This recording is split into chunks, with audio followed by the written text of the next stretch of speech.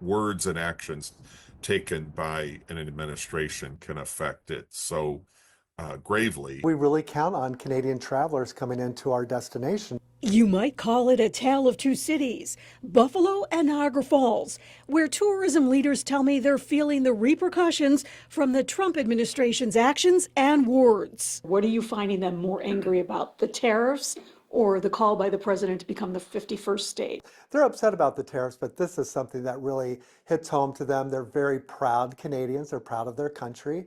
And just the thought that, we would just take over does not sit well with them. Visit Buffalo Niagara President and CEO Patrick Kaler tells me his agency even has paused a digital tourism campaign. We got a lot of backlash and a lot of very angry comments. For now, Kaler says they're promoting Buffalo in other U.S. cities like Washington, Philadelphia, and Boston. Now, if you're wondering, we do rely on the Canadian tourism. In fact, it adds up to 35 to 40% of overall tourism into Buffalo. We're hearing from our hotels, from our restaurants, from our attractions that they're all being hit by this, and they're noticing the drop off. Canada was our number two market to search on our website, and that has dropped to number 4 and has dropped by 44% in March of 25 compared to March of 24. President and CEO of Destination Niagara USA, John Percy, tells me the Niagara Falls International Airport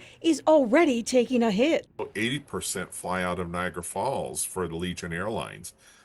We start losing that number, we could start losing the amount of seats in and out of Buffalo and Niagara Falls airports. And so that's concerning. But Percy says he's still seeing shoppers coming into the falls. I was at DeCamillo's Bakery and saw a Canadian car pull up, and I started talking to them and thanking them for still coming over. And they said, well, we can't stop. We love it here. Eileen Buckley, 7 News.